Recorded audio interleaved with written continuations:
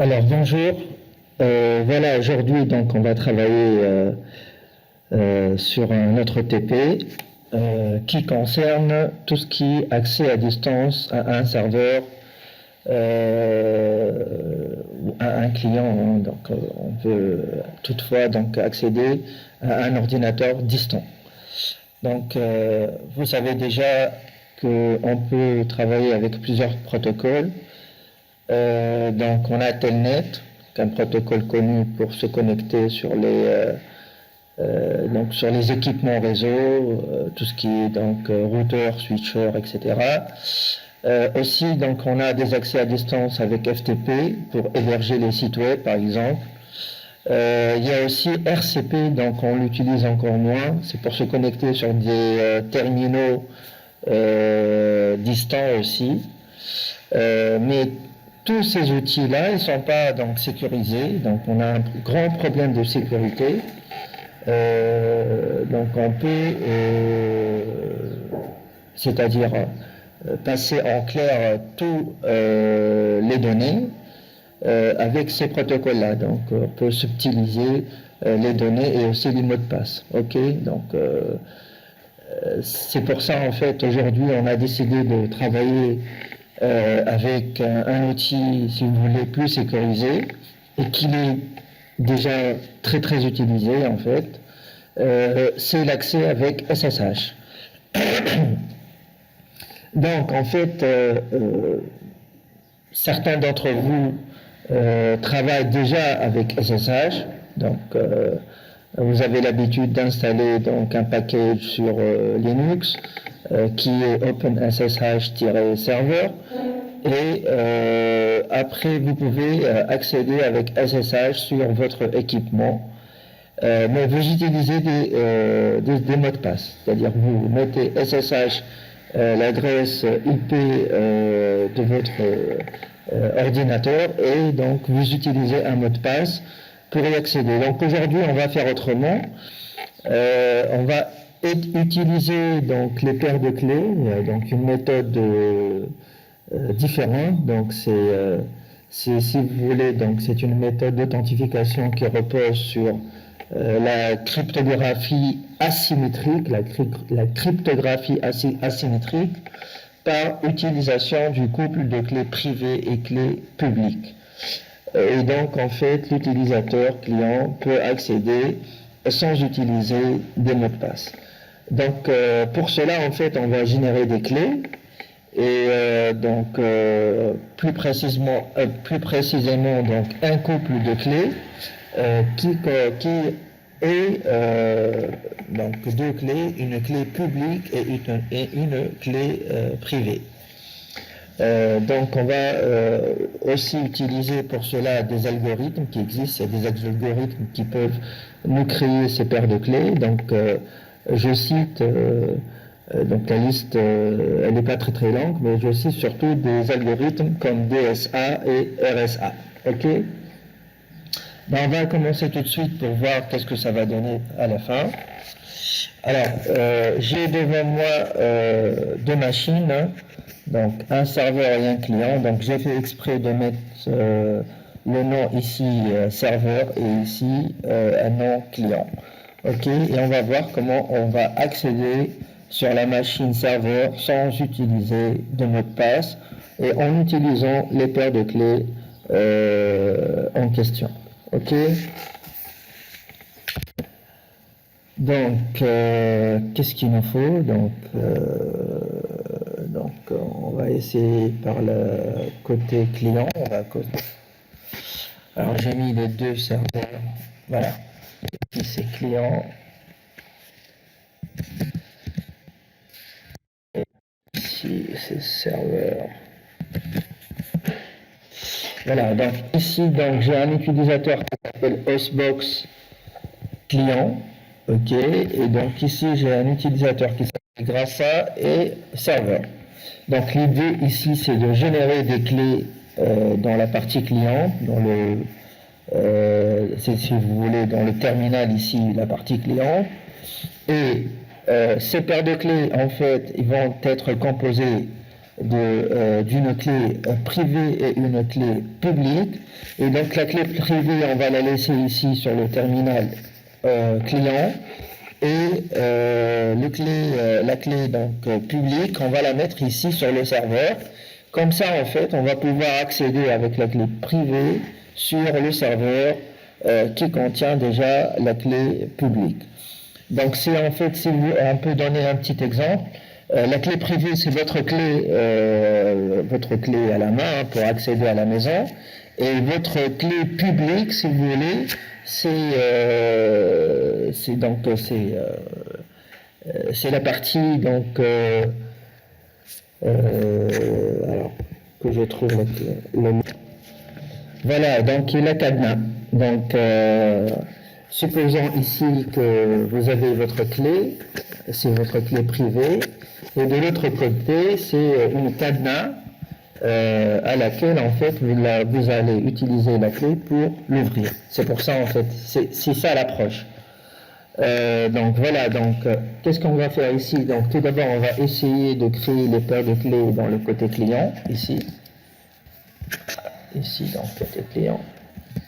Alors si on a les adresses IP, alors pour qu'on sache que ici on a une adresse IP qui est 1.27 et ici on a une adresse IP qui est 1.26, donc le serveur 1.26 et le client c'est 1.25. Ok, d'accord.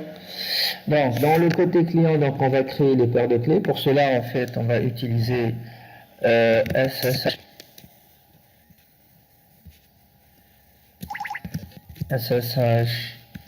kgen. Voilà, donc kgen-t. Alors on peut utiliser l'algorithme DSA ou bien on peut utiliser tout simplement l'algorithme RSA. Bon, on va utiliser l'algorithme RSA. Donc je ne vais pas le détailler pour l'instant, mais donc peut-être une prochaine fois on pourra le détailler. Alors, en fait, quand on fait ça, donc ici il va nous donner, il va nous poser la question, est-ce que notre clé privée s'appelle ID RSA, donc ici, et est-ce qu'on va la mettre dans l'endroit ici, donc /home hostbox.ssh ID RSA, c'est notre clé privée, ok. Bon, on va dire oui. Ici, est-ce qu'on veut protéger notre clé privée par une passphrase? Parce qu'ici, en fait, habituellement, pour plus de sécurité, on peut, en fait, pour accéder donc sur le côté serveur, ajouter une deuxième authentification, une deuxième entre guillemets, c'est-à-dire protéger la clé privée par une passphrase. Par exemple, c'est une passphrase que vous allez le garder, mais il ne faut pas l'oublier, bien sûr, certainement. Okay. Donc pour l'instant, on ne va pas utiliser de passe-phrase, on ne veut pas de double authentification, on va se contenter uniquement par la clé privée. Donc pas de protection de la clé privée. Ok, donc ici, donc ok, un petit, donc j'ai rien mis. Voilà, donc ici en fait, qu'est-ce qu'il a mis? Donc il a mis certainement donc il a créé donc une autre clé en fait. Et si on veut aller faire un petit tour, donc, il y a un petit truc ici, il faut le voir. Alors, your public key has been saved ici. Donc voilà, là, donc idrsa.pub. Donc ici c'est la clé privée. Et ici, c'est la clé publique. Donc, on a deux clés, une clé privée et une clé publique. Et donc, ils sont ici. Voilà, ils sont gardés ici. Donc, si on veut aller jeter un coup d'œil, donc, simple, CD. Alors, CD, puisqu'on est PWD, puisqu'on est au-dessus de Hostbox, donc cd.ssh. Voilà, et donc on a les deux clés, donc ID RSA et ID RSA.pub. Ok, on est bien d'accord? Donc sachez bien que ici j'ai pas installé de serveur SSH parce que j'en ai pas besoin. Ici, donc j'ai pas installé OpenSSH-serveur parce que j'en ai pas besoin, je suis dans le côté serveur. Donc je vais le faire dans le côté client. J'ai pas le fait dans le côté client, je vais le faire dans le côté serveur. Ok. Bon, si je regarde un petit peu donc qu'est-ce qui contient donc l'une des clés, hein, Operatimor, ID RSA. Voilà, tout ça c'est la clé privée. Vous voyez, donc tout ça c'est la clé privée. Vous voyez, donc, tout ça c'est la clé privée, private key. Ok, donc voilà. C'est pour ça en fait c'est difficile de déchiffrer les clés privées en question. Et en plus, ça nous offre une méthode de sécurité beaucoup plus intéressante que le mot de passe. Ok. Et pour la clé publique, voilà donc, ça c'est la clé publique. Voilà. Et donc la clé publique, on va essayer de la transférer dans le côté serveur. Donc ici, on va la mettre ici, dans le côté serveur. Ok. Donc, comment on va faire ça, si vous voulez? On va diffuser cette clé dans le côté serveur. Bon, il y a plusieurs méthodes de faire, hein. Mais bon, l'outil SSH nous offre, si vous voulez, donc une commande qui va le faire pour nous. Ok. Donc on va faire la chose suivante. SSH-copy ID, donc copy ID -i. Alors le chemin de la clé, où est-ce qu'elle est? Elle est dans slash, si vous voulez, on va mettre le chemin absolu. /home hostbox.ssh ID public. Ok, d'accord. Et donc, où est-ce qu'on va la mettre cette clé? Ok, donc c'est dans le côté serveur. Alors, le côté serveur, c'est qui? C'est Grassa serveur. Grassa serveur. Donc, on va mettre Grassa arrobase et l'adresse IP en question. Donc, l'adresse IP en question, c'est 1.26. Donc, 192.168.1.26. Ok. Voilà. Donc, on n'a pas de fait de faute. Donc 192.168.1.26. Et donc, comme ça, on aura copié donc, notre clé privée. Donc ça, c'est une méthode de faire. Aussi, il y a une deuxième méthode. Donc je vais vous la montrer, mais bon, on ne va pas le faire. Alors si je fais ça comme ça, ok. Donc il me dit donc est-ce que vous êtes sûr de faire ça? Donc ok. Je dis ok, d'accord. Et maintenant en fait il me demande l'adresse IP, le password de Grassa. Ça c'est du côté serveur. Hein. Grassa est 192.168.26. Donc l'authentification pour la première fois, ça se fait par le password du côté serveur. Ok. Heureusement que je l'ai. Alors, qu'est-ce qu'il me dit? Number of key added one. Ok, donc uncheck the make sure. Ok, d'accord. Donc, est-ce qu'on est sûr que cette clé a été transférée dans le côté serveur? Ben, tiens, on va jeter un coup d'œil. Donc, dans le côté serveur aussi, si l'on fait ça, ls-a, et ben on va trouver quelque chose qui s'appelle .ssh. Ok, donc ça, .ssh dans le côté serveur. cd.ssh, ls, on va trouver un fichier qui s'appelle authorized key. Authorized key, ok, bah tiens, on va jeter un coup d'œil. Voilà, et par, si vous voulez bien, donc c'est la même clé qu'on vient de voir dans le côté client, la clé privée. Alors, va retourner dans le côté client, .ssh, ls, donc mode ID RSA, non, pas ça, c'est la clé publique, hein. Voilà, ID. Regardez bien, donc il s'agit de la même clé. Vous voyez, donc ici, il s'agit de la même clé, mais ici, ça a changé de nom. Donc ici, ça s'appelle Authorized Key, et ici, ça s'appelle idrsa.pub. Ok, d'accord? Donc, c'est la même clé. Donc, on vient de transférer la clé publique dans le côté serveur. Ok? On aurait pu faire autrement. Ok? Alors, autrement, comment? Donc on a la commande qui s'appelle SCP, donc c'est une copie sécurisée que nous offre SSH. Donc on pourrait faire SCP, donc si j'avais pas fait ça, c'est-à-dire si j'avais pas tapé SSH copy ID qui est plus facile pour nous, on aurait pu faire la chose suivante, SCP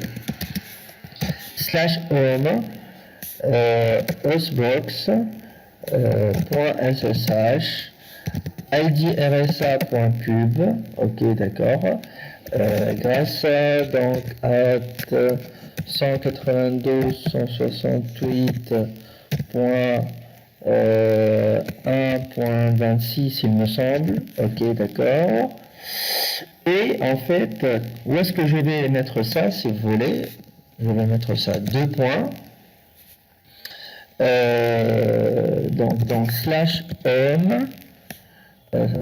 Bien sûr, la méthode c'est un petit peu plus difficile. Hein, donc ici, pwd. Voilà, donc slash home et grâce à slash point ssh. Ok. Et je vais, si vous voulez, donc on va changer de nom. Je vais appeler ça Authorized Key. Donc ça s'appelle Authorized Key. Voilà. Donc une autre deuxième méthode de faire, c'est de faire ça. Ok. Donc avec la commande SCP. Donc idrsa.pub dans le côté serveur, je vais le mettre exactement dans l'endroit où il faut, ici, /home grassa.ssh slash et ça s'appelle plus idrsa.pub mais authorized key. Ok, voilà une deuxième méthode de faire. Voilà, donc je ne vais pas faire ça puisque je l'ai déjà fait. Ok, d'accord. Maintenant, on va essayer de pouvoir accéder avec, si vous voulez, avec la clé publique, la clé privée sur le serveur. Ok, d'accord. Je vais essayer de faire ça. Ok. C'est là tout l'intérêt. Donc ici, c'est là tout l'intérêt. Ok, d'accord. Alors, comment je vais faire ça?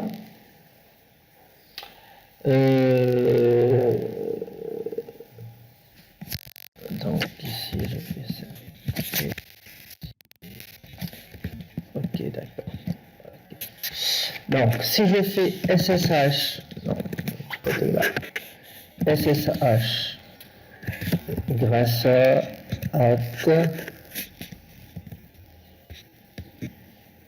donc 192.168.1.26. Donc c'est 1.26. Ok, d'accord. Ok, d'accord. Et bien, regardez maintenant ce qui vient de se passer. Ok. Bah, en fait, ici, je me suis connecté sur le serveur, mais il m'a rien demandé. Ok. Il m'a rien demandé du tout, ni mot de passe, ni rien du tout, parce que il a utilisé sa clé privée pour accéder au serveur en question. Ok, donc ls, c'est bien ls, donc on a à peu près les mêmes choses. Et même ici, si je fais mkdir test, ok, donc si je regarde ici, donc où est-ce qu'il est, test. Ok, donc ici en fait, on vient d'accéder avec la clé privée sur le serveur en utilisant les paires de clés publiques et privées. On est bien d'accord? D'accord. Donc, il y a une chose que j'ai oublié de signaler. Donc, bien sûr, il ne faut pas oublier d'installer OpenSSH-server dans le côté serveur. Donc, c'est supposé donc fait. Hein, apt install OpenSSH-server. Donc, dans le côté serveur pour que ça puisse fonctionner tout ce bazar. Ok? Donc, généralement, donc, il est fait.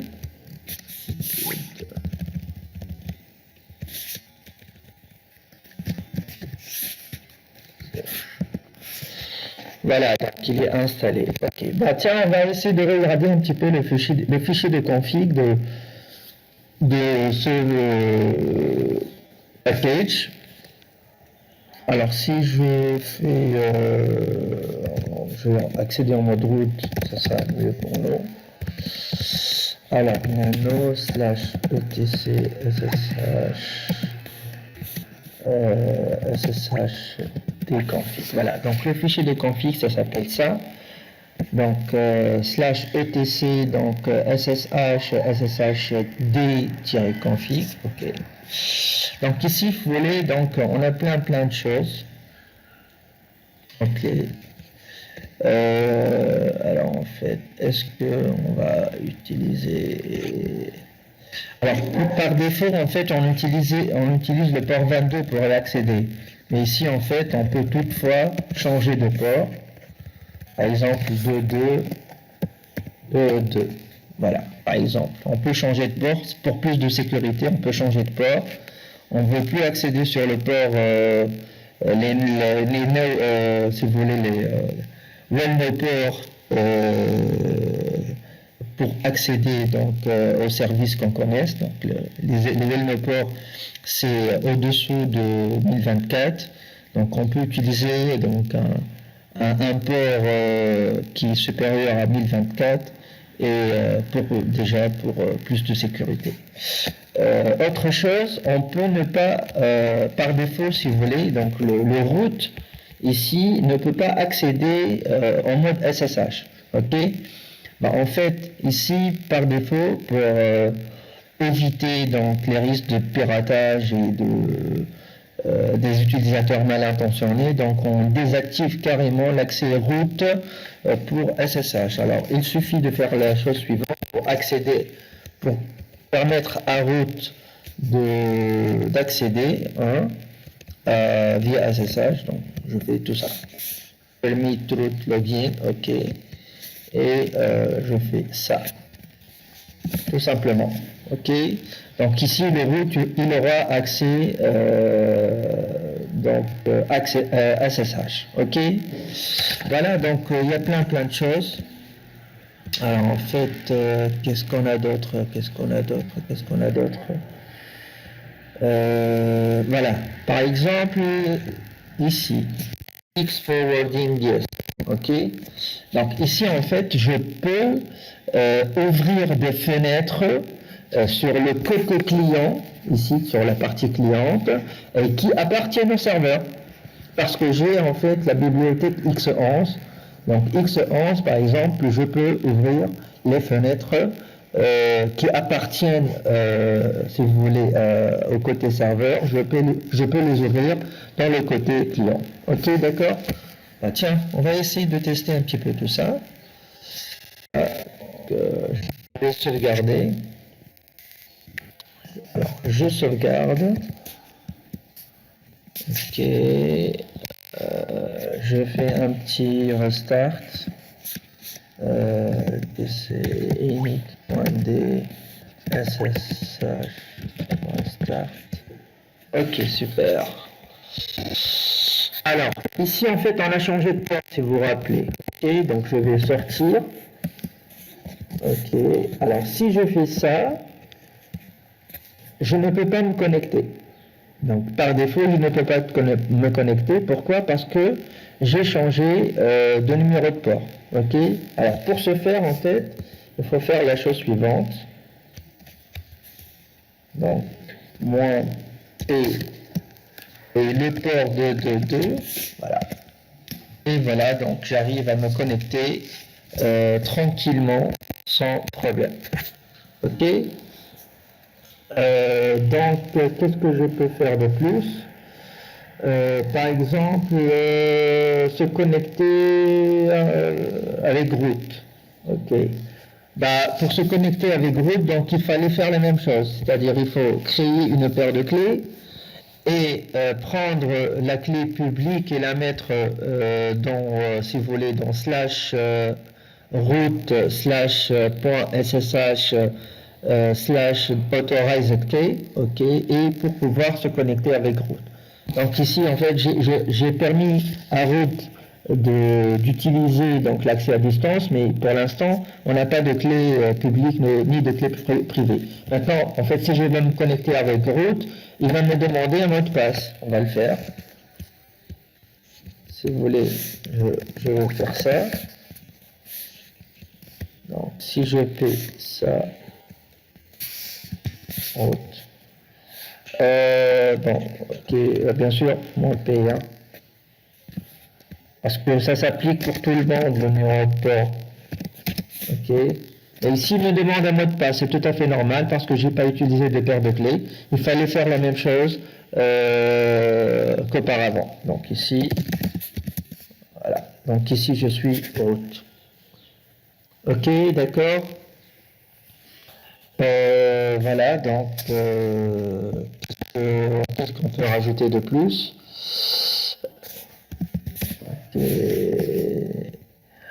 Alors, est-ce que je peux, par exemple, utiliser donc, est-ce que je peux utiliser donc le X forwarding? Ok, tiens, je peux faire ça. Je peux faire ça, je peux utiliser le X forwarding, ok, d'accord. Bon, tiens, on va revenir ici. Nano slash etc .ssh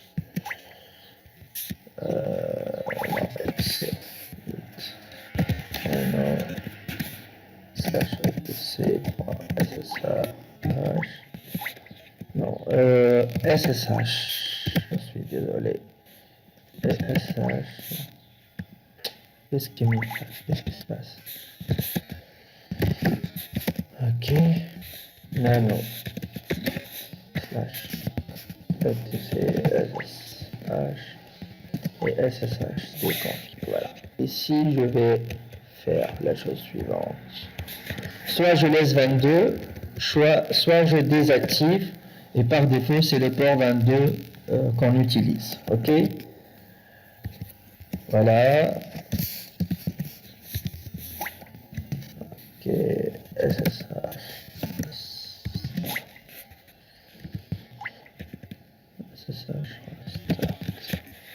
Ok, voilà.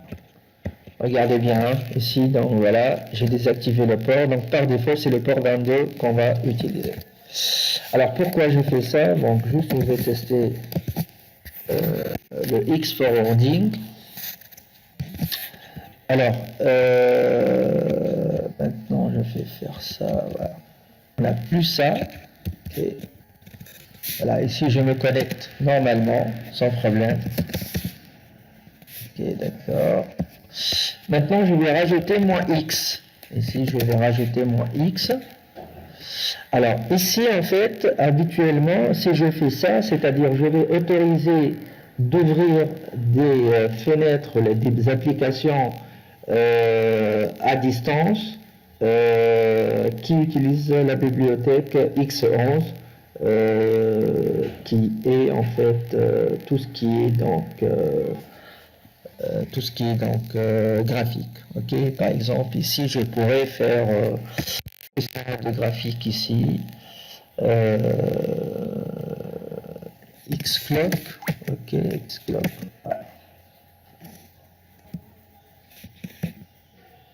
Laptop display exhaust plus. Alors pourquoi il me fait ça?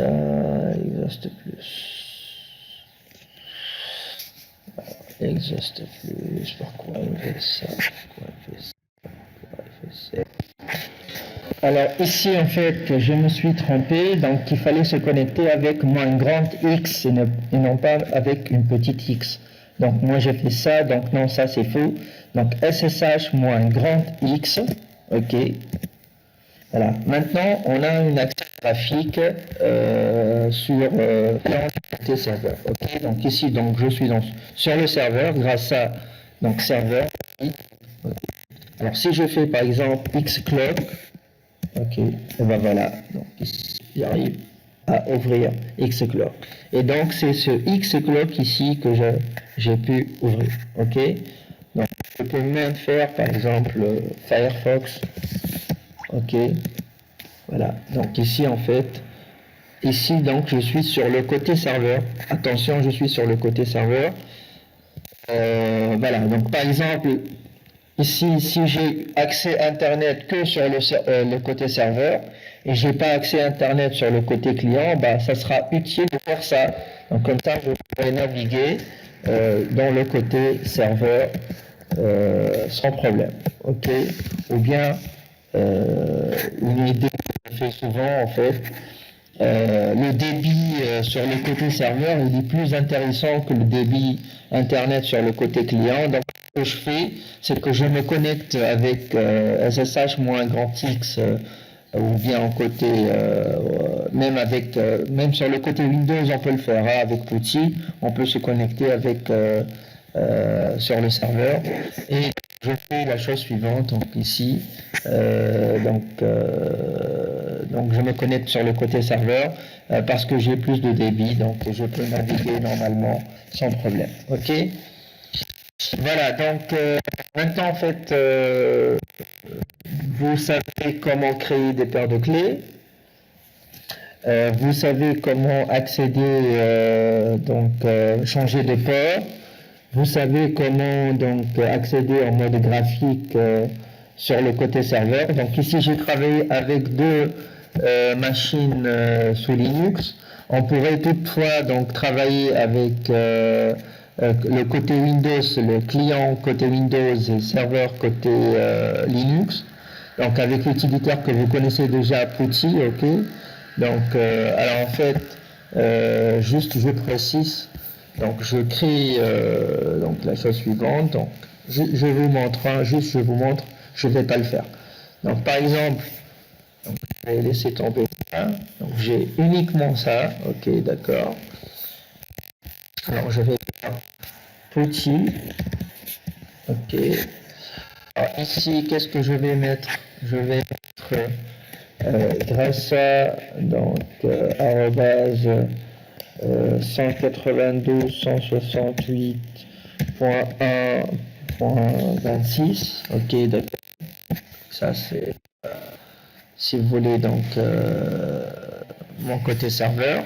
Et donc je ne vais pas me connecter comme ça, mais je vais me connecter avec une clé privée, ok, d'accord.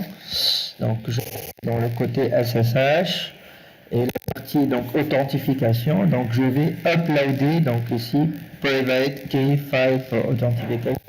Je vais uploader la clé privée en question. Donc je pourrais utiliser la clé privée que je viens de créer dans le côté client, mais je pourrais aussi créer une deuxième clé privée, ok, et l'envoyer dans le côté serveur, ok. Et donc je vais me connecter donc sans utiliser de mot de passe, ok. La X11, voilà. Juste, je fais enable X11 forwarding et comme ça, je vais pouvoir donc utiliser donc tout ce qui est graphique du côté client, du côté serveur. Ok, c'est ça. Alors maintenant, si je me connecte, il va me demander mon mot de passe. C'est tout à fait normal. Ok, parce que je n'ai pas utilisé de paire de clés. Voilà. OK. Par exemple, si je fais X clock,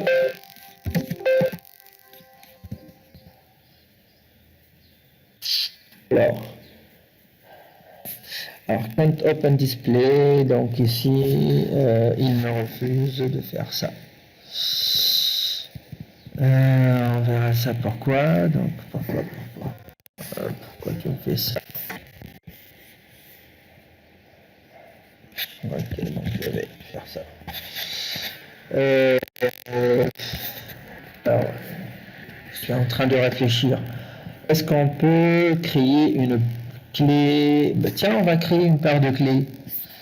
Allez, on va créer une deuxième paire de clés. On va se connecter depuis Windows sur donc le serveur Linux. OK? Alors pour ce fait, je fais ça. Donc, PuTTY, donc voilà. Alors, quand j'installe PuTTY, donc j'ai un utilitaire qui s'appelle PuTTYGen. OK? Donc ici, j'ai PuTTYGen. OK? Donc, je fais ça. Alors ici, qu'est-ce qui va me créer le PuTTYGen? Donc le PuTTY Generator, il va me créer une paire de clés, ok, publique et privée. Ok, d'accord? Donc je vais générer la paire de clés. Donc je vais garder la paire de clés privée donc du côté Windows et la clé publique, je vais la mettre dans le côté serveur. Ok, d'accord? D'accord, donc je vais générer la paire de clés. Donc voilà. Donc ici en fait j'ai donc la clé privée et la clé publique. Ok, d'accord. Donc cette clé donc que je vais utiliser et je vais la mettre dans le côté serveur et donc c'est cette clé que je vais garder dans le côté Windows. Et j'ai utilisé donc l'algorithme RSA. Ok.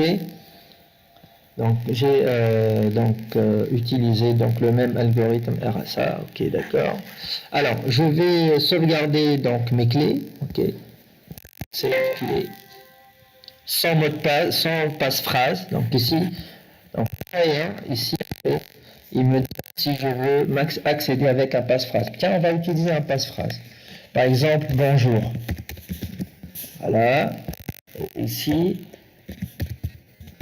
bonjour.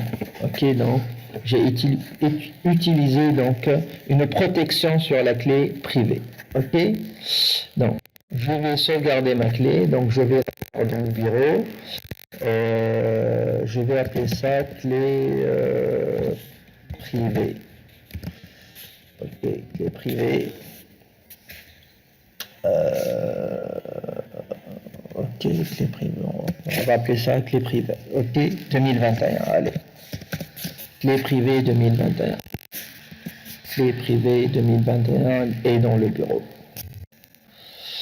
Voilà, donc voilà, clé privée 2021. Ok, maintenant en fait, comment on va mettre donc la clé publique dans le côté serveur. Ok, donc je vais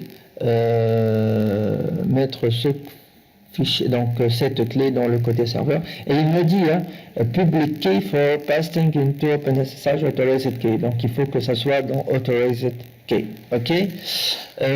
Donc qu'est-ce qu'on va faire? Donc comment on va faire? Donc save la clé privée. Donc clé publique 2021, ok, donc je fais ça, clé publique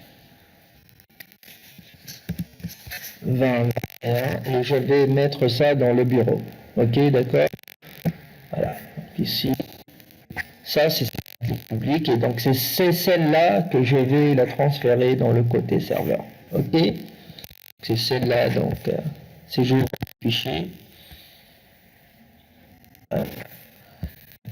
regarde bien, donc c'est là, c'est cette clé en fait. Donc c'est cette public key, RSA donc, que je vais mettre dans le serveur. Ok, d'accord? Ok. Je pourrais donc faire un copier-coller comme ça. Et je vais utiliser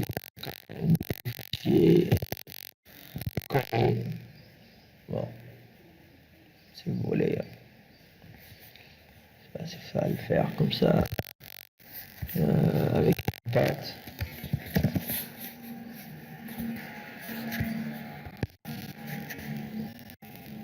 Voilà, faire ça. Bon, c'est ça comme ça. Bon, c'est pas grave.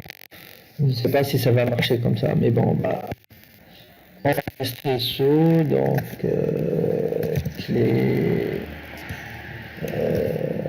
publique, clé publique bis. Ok. Alors, voilà mes clés. Ok, donc l'algorithme, donc c'est RSA, donc on a tout fait tout bien. Alors, en fait, comment on va mettre cette clé le côté serveur? Ok, donc il y a un petit très très intéressant donc, que j'utilise souvent, c'est le WinSCP. WinSCP. Donc, donc qu'est-ce qu'on va faire? Donc, on va essayer de transférer le fichier de la clé publique dans le côté serveur. Si vous vous rappelez bien, c'est le côté serveur, grâce à 192.168.1.26. Ok. Ok. Et pour l'instant, je vais me connecter avec un mot de passe. Pas de clé pour l'instant. Ok. Voilà. Donc, la clé, où est-ce qu'elle est la clé? Chez la clé, où est-ce qu'elle est la clé?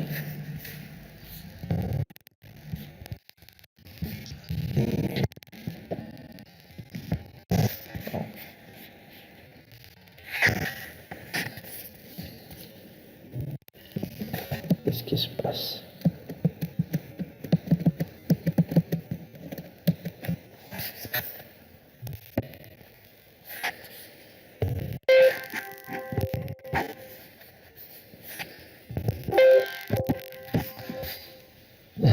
Pas ma main sur le. Quoi,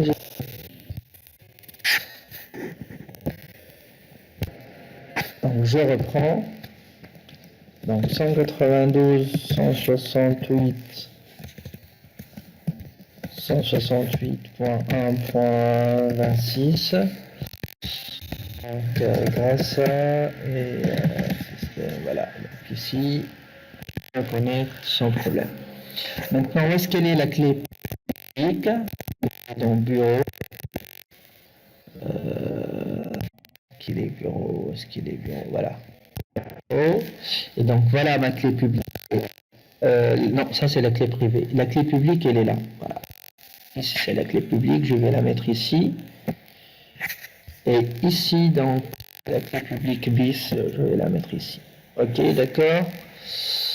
Donc, on est bon. Donc, maintenant, je vais me connecter.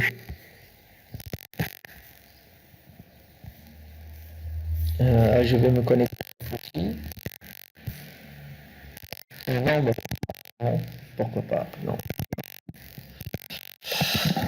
Voilà, donc voilà la clé publique bis, c'est la clé publique celle-là. Si vous vous rappelez, donc il faut changer de nom. Ok, donc cd slash .ssh.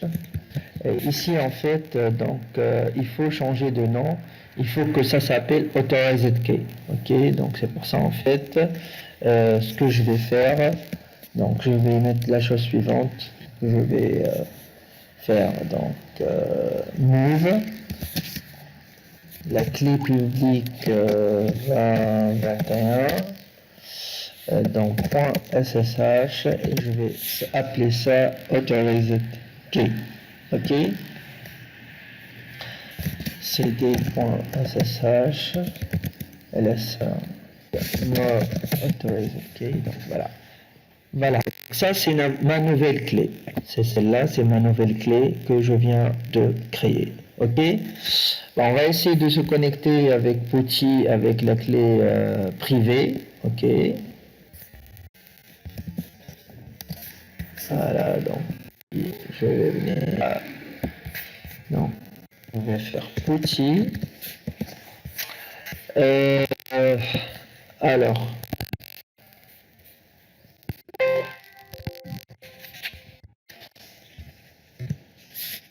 petit, donc, slash 26. Donc ici c'est slash 26. Alors je vais mettre ma clé. Donc où est-ce que je vais mettre ma clé? Elle est là. Attends, elle est là. Donc. Ici je vais mettre la clé privée. Elle est la clé privée. La clé privée, elle est là. Et donc voilà, je suis bon. Et ici je vais faire enabled. Ok, donc on va voir avec le X11 pourquoi ça n'a pas marché tout à l'heure. En tout cas, j'ai mis donc ma clé privée, donc ma session. Et ici, donc, sur le port 22, donc on n'a pas changé de port.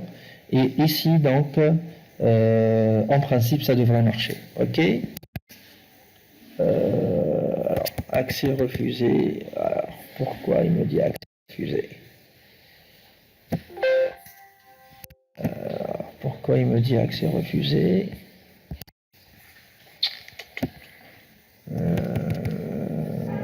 Portugal. Yes.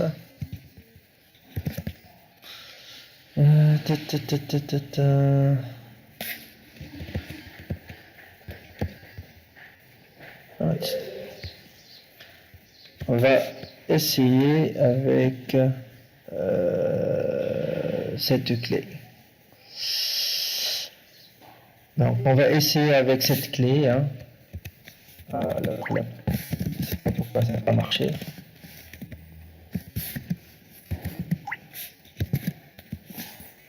Voilà, donc je vais essayer avec cette clé. Vous vous rappelez la clé publique bis, ok? On va essayer avec cette clé, ok? Ok, ça s'appelle authorized key, donc c'est cd.ssh ls authorized key, voilà. On va essayer avec cette clé publique pour voir, ok?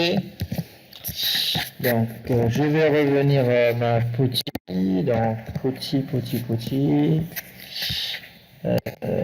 Ok, donc ici, SSH, notification ici. Voilà, on est bien d'accord ici. Alors ça, c'est optionnel. Hein. Alors, qu'est-ce que tu vas me faire maintenant? C'est 26. Ah, maintenant il me demande la passe-phrase. Vous vous rappelez, quand on a créé notre clé privée, on a utilisé une passe-phrase pour nous protéger. Alors, on a mis, qu'est-ce qu'on a mis? On a mis bonjour. Voilà, donc on a mis bonjour, donc, et ça marche. Voilà. Donc merci beaucoup. Donc la partie SSH, il nous reste une troisième partie, dernière partie, c'est comment faire un tunneling SSH entre trois, si vous voulez, trois ordinateurs. On peut faire donc du tunneling, c'est-à-dire utiliser SSH en tant que tunnel sécurisé. Et ça ressemble un petit peu la méthodologie donc de VPN, comment on accède avec VPN. Donc ça, c'est la troisième partie qui nous reste. Bon, on va voir, on va peut-être faire une petite vidéo qui va créer un tunneling entre trois ordinateurs et en utilisant SSH. Donc je vous remercie beaucoup et à la prochaine.